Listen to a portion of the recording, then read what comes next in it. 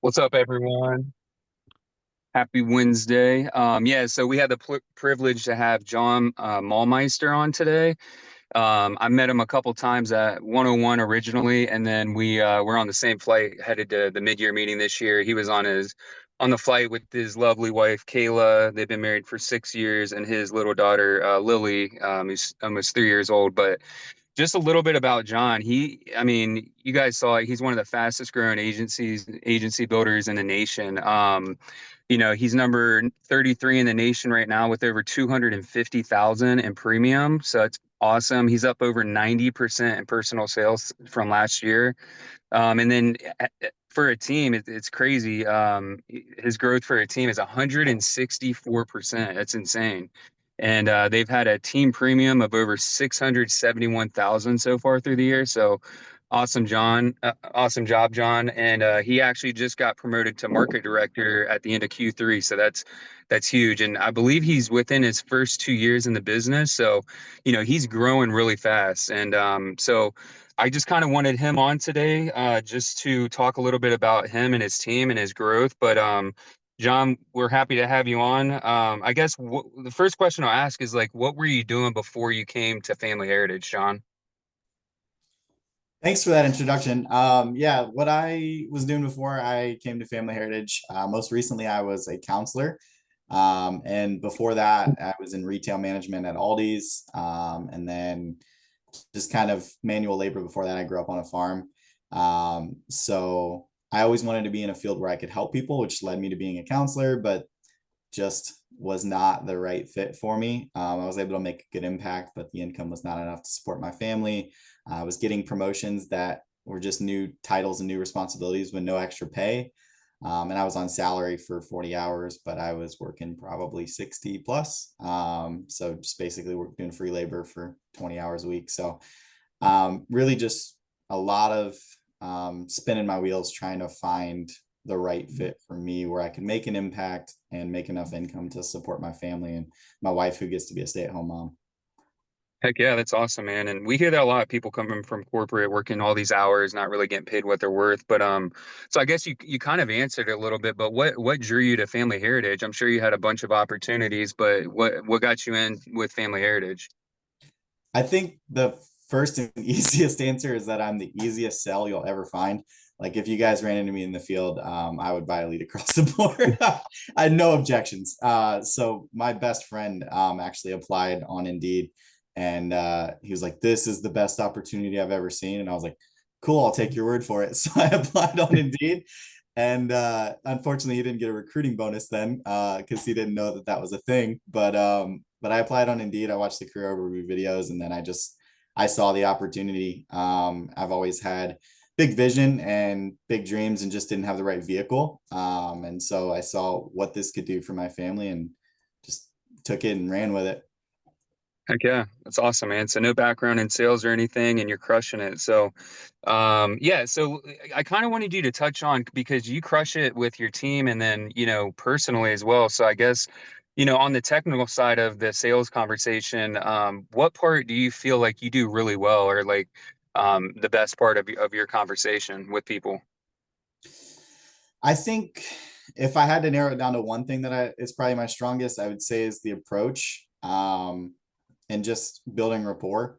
I think that's not that the whole sales conversation is important, but if you don't have a good approach, you can't get to the rest of the sales conversation. So I think I have a really good ability to connect with people and go low and slow, be confident, and just use the sales conversation word for word. I'm not doing anything special with it, but just walking in with a big goofy smile, as Dylan says, it's hard to say no to a smiling idiot.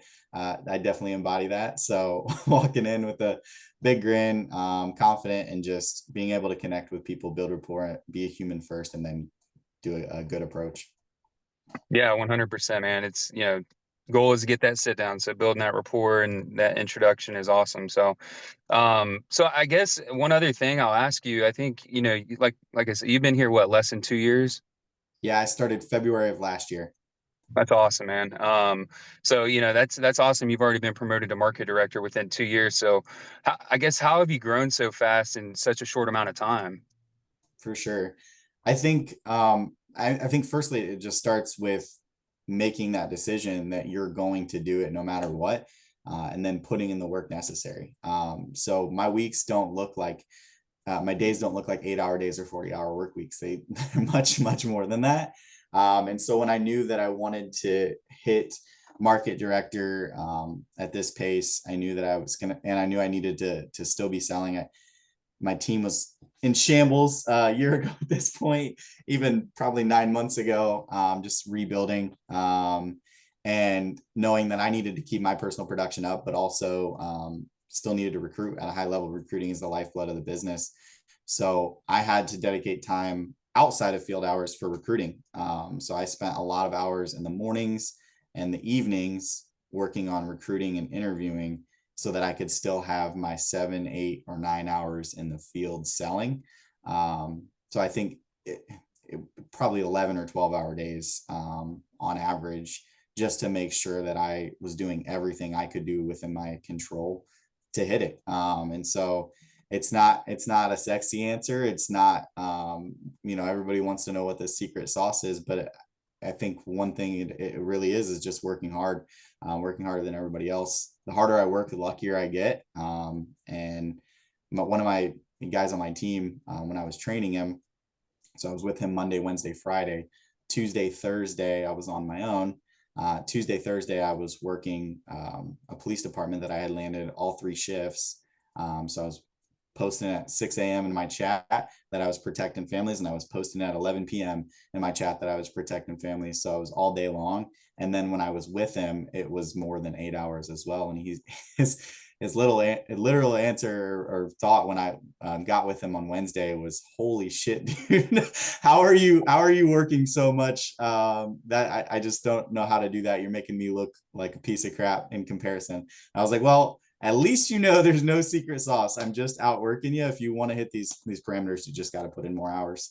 So I think that ultimately is a testament to it. I know it's not the sexiest answer, but that's what it comes down to. Hey, no, man. We talk about it all the time. You just put in the effort, you're going to be successful. So that's awesome, man. Just, working this 12, 12-hour days, that's crazy, man. And you got a family at home. So, sure they're super proud of you, man. But I guess one other question on the recruiting end or your team. When did you get your first recruit? Like, how fast did you start recruiting? Immediately. I think I made $5,200 my first week. And I had already talked about the career with my brother-in-law prior to that. And then after that, I was like, hey, I just made over $5,000 in my first week. That's what I was used to making in 2 months. Like, you need to come here. This opportunity is amazing. So week one, I was already recruiting my brother-in-law. I also, in my first week, protected one of my good buddies, and his wife was in more or less sales with Lowe's, kind of more like order taking there, but still, I sent the career over video out for her. She came for a couple weeks. She didn't last very long, but I just immediately had recruiting goggles on. And then, I mean, talked to everybody I knew, and then quickly, as fast as I could, transition into professional recruiting as well, just to increase how many people were getting into my pipeline. Yeah, heck yeah. So the sooner you start, the better, right? Absolutely. Recruit, recruit, recruit. So, one other question I'll ask is, obviously you lead from the front. Your sales are, top, 50, top 30 in the nation. So how do you balance that? How do you kind of answered a little bit, but if you don't mind digging in a little bit deeper, like how do you balance like having that personal side of it, but also making sure your team is, producing at a high level as well? For sure. It's first and foremost, like you already said, it's just a lot of making sure I have enough hours in the field while doing all of the other things. Because it's not just recruiting, it's also, like you said, keeping my team on the right track, which means I'm on the phone a lot during the day as well with members of my team, listening to their demos and all of that kind of thing. And so I just found that there were so many more activities that I had to do. And so it was either lose time in the field and lose production, or just add more hours to my schedule. And so that's what I did, was add more hours to my schedule. And then I think just um, being a good steward of the time that you have. I think when Dylan breaks it down, how many hours lost or on the year, if you just waste 10 minutes in your car a day, it's a whole work week gone on the end of the year. And if it's an hour that you're wasting half of a quarter. And so just recognizing like I can't afford to waste any time. And like you mentioned, I have a family too. So any time that I'm spending idly is time away from them. And that time that I have for family time is just as important as my work time as well. And so I try to be a good steward of the time that I have, be efficient with my time, and make the most use of it. And then just also keeping my team on track. I throw a lot of incentives at them.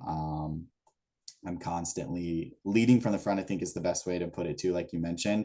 Um, I always want my team to know that this is all possible. If they see me do it, then they know it's possible. But if they see me, they never see my name on the reports, then they're just going to think this is, you know, some MLM or something. This guy's just trying to recruit me to sell and he's not selling. So Yeah. obviously we know it's not that. So I just want to make sure that I'm at the top of the reports, my name's there, and they see what's possible here, and know that it all just comes from hard work.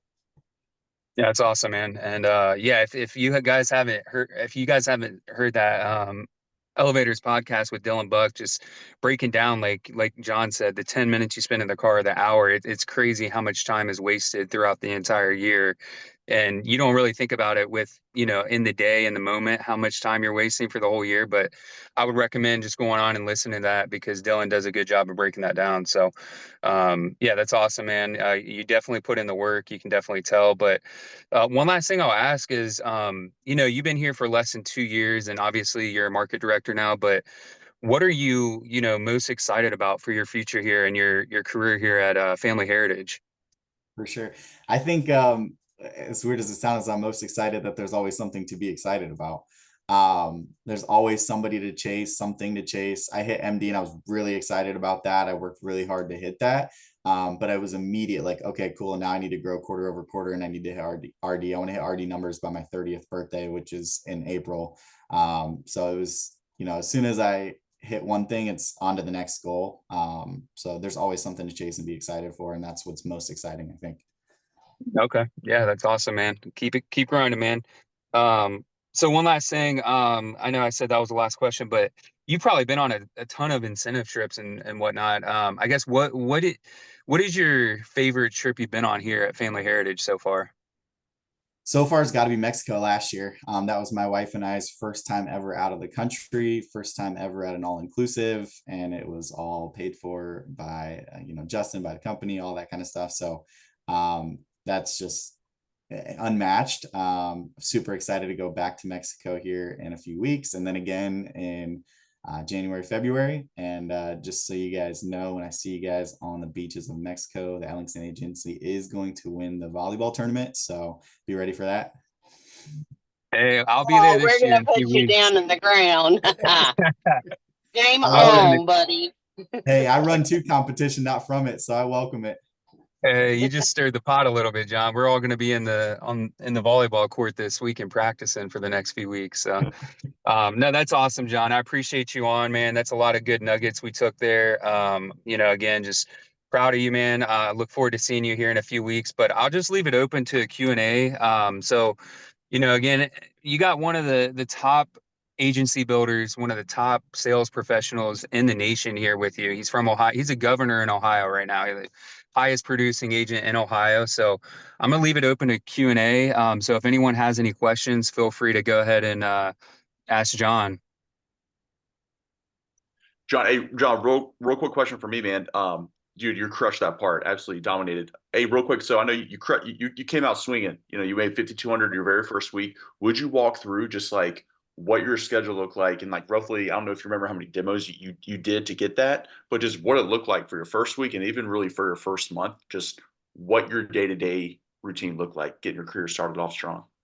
For sure. I was calling friends and family from Minnesota at our sales school and calling in the airport on my way back. I was setting up appointments. I'm a huge football fan, big Steelers fan that lives here in Northeast Ohio, so I don't get a lot of love. But it was Super Bowl, and I'm a huge football fan, even if the Steelers not playing. So I came out Super Bowl weekend, and I missed the Super Bowl doing demos to friends and family. So I did.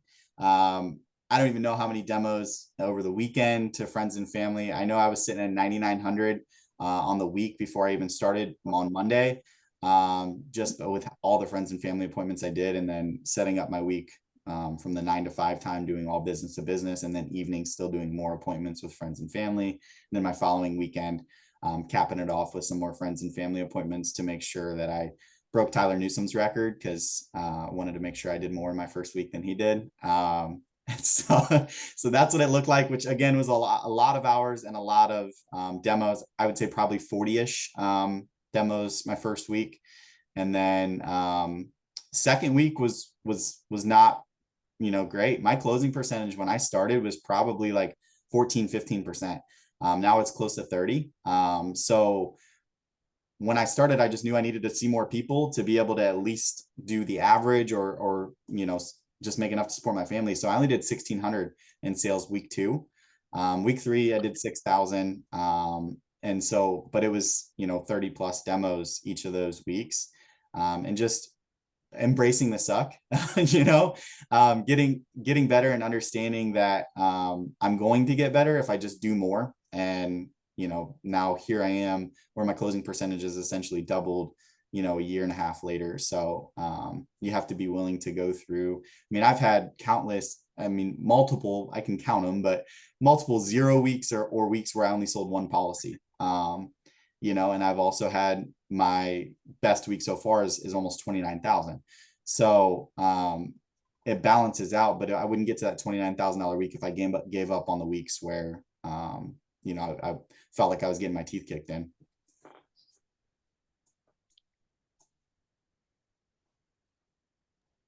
Heck yeah, man. So just putting pressure on the system. I mean, that's what it comes down to for sure. Any other questions for John? Like I said, we got a stud on right now, so get some Hey, John, knowledge from good him. morning. Good morning. This is Casey Davenport. Thanks for being on the call, man. Thanks for all the really great nuggets. Excited to kick your butt in volleyball in a few weeks. But besides that, clearly everybody that's been here, it's not an if, it's a when you hit that brick wall.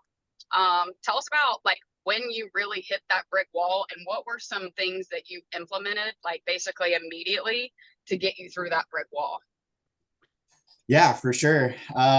One thing that I go over when I'm doing interviews is my story of when I felt like quitting, because everybody has one of those stories. If you're talking to an agent and they've never felt like quitting here, then they're lying to you or they're too new. So I was about probably a month or two in when I was really kind of hitting a brick wall. I had some ups and downs in my first month or two of good weeks and okay weeks or not very good weeks, but then it seemed like a couple weeks in a row of struggling, getting a lot of no's. And I had one day in particular that stuck out in my mind where I got a lot of no's that day and it was just weighing on me. And I sat in my car for probably about an hour. And I can tell you from experience, nobody is going to come and knock on your window and ask if you sell supplemental insurance. So just get out of there. But I called my wife and I was like, I don't know if I can do this. This is tough.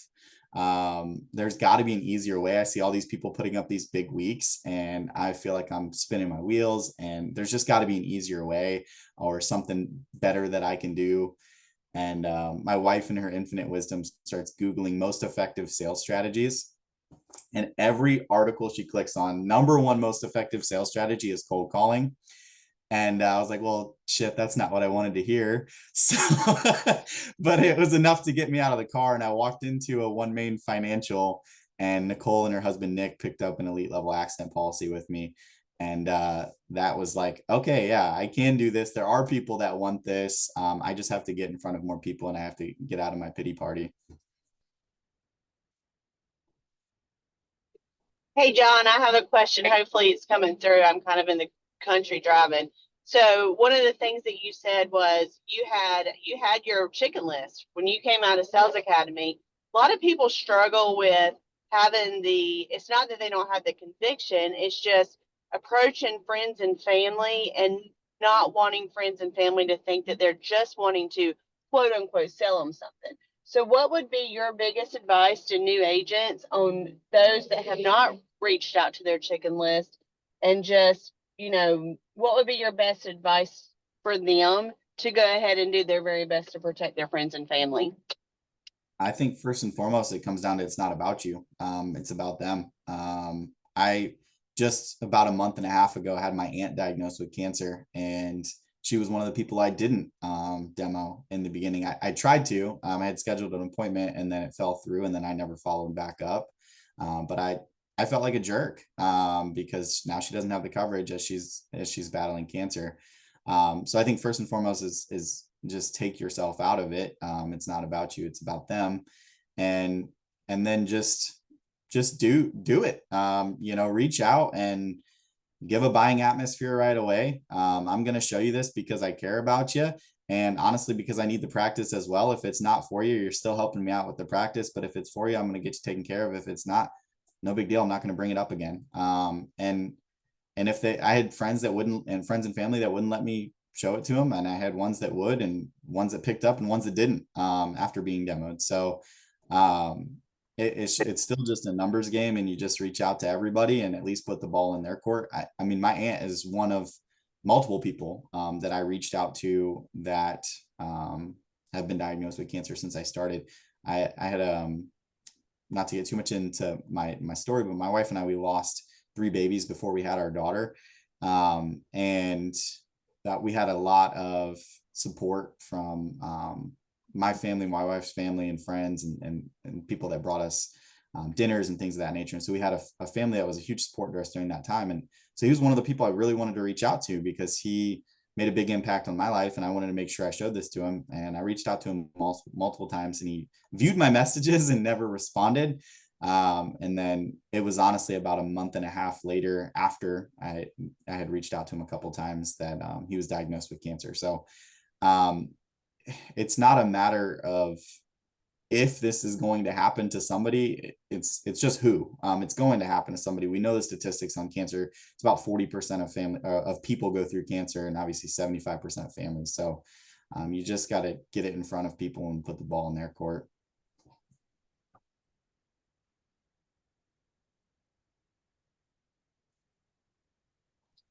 Hey, John, how are you? So as far as recruiting goes, we've heard a lot of advice for you. Have you had more success face-to-face or on social media?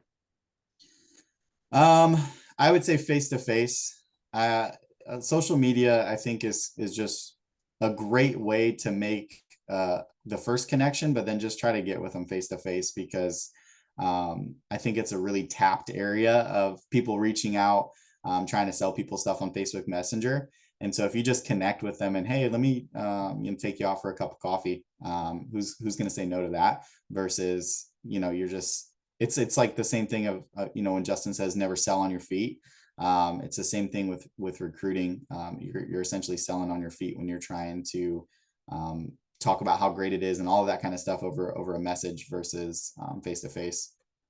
I guess I didn't ask my question correctly, but I mean, thank you for what you were saying. But the people that have stuck with you and have been quality recruits, are these people that you made your first contact with online, or were they people that you were selling insurance to or met face to face for the first time?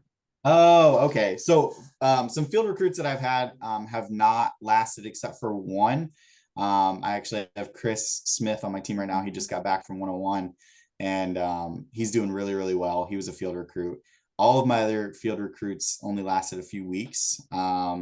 Same, honestly, with my personal recruits. My most successful one lasted a few months, but so I've had some of them last a few. But my strongest agent was actually a professional recruit that has been here since April and has been crushing it, been super consistent. But I think ultimately it just really comes to the numbers game in any area, wherever you're recruiting. Some people are going to make it, some people aren't, and just getting more numbers, more people in the pipeline regardless, just increases your chance of finding a PLU and finding somebody that, is going to be willing to stick it out. Thank you. For sure. All right, everyone, we're coming up on 8:30. Do we have one more question for John? John, I'll step in real quick. I appreciate you taking the time to be on this morning, man. I look forward to seeing you in Mexico and competing on the sands. That's going to be fun. just curious, where do you feel like, because you're very well rounded, obviously you're doing the activity, you're taking your chances. Where do you think is the biggest room for improvement or development where you are right now? Wow, that's a great question. Um, so John Roberts, I just read his Eagle the other day, and he said, if you're green, you're growing. If you're ripe, you're rotting. And I thought that was really impactful. And so honestly, every area of my business, there's so much room for growth. I'm a firm believer. One of my most cliche sayings I use is take the meat, spit out the bones. And I believe there's meat in every situation and with every person I can learn from. And there's also stuff that, is unhelpful. So you find the helpful things and you take it. I would say if I had to narrow it to one, that's probably the glaring one right now that I really need to spend some more time in, is just organization, because with how many hours that I am putting in, it's kind of okay, like I've got time set aside, but I'm missing a lot of just kind of organizing, organizing notes in my CRM, or organizing in the sense of having, because I try to be efficient with my time, and sometimes I have to schedule things that pull me out of the field in the middle of the day or something like that. And if I just had a day where I was out of the field, it would probably help. So I'm trying to figure out different areas where I can be more organized, more efficient. So I guess that would probably be the number one glaring thing right now. But I just think every area of my business always has room for growth. I'm always reading and listening to podcasts and re-listening to podcasts. I think I've listened to every Elevators podcast at least 3 times, and just always a student of the game. If I get a chance to shadow somebody, I'm doing it. So every area of my business has room for growth, but I think right now I'm kind of focused on making sure I'm more organized, even more efficient. Nice. I appreciate that. Thanks, John. Absolutely. Cool. Well, thanks, John. We appreciate you being on. A bunch of good nuggets in there. So hopefully you guys took some good notes. But yeah, we'll wrap it up. Everyone have an awesome Wednesday, and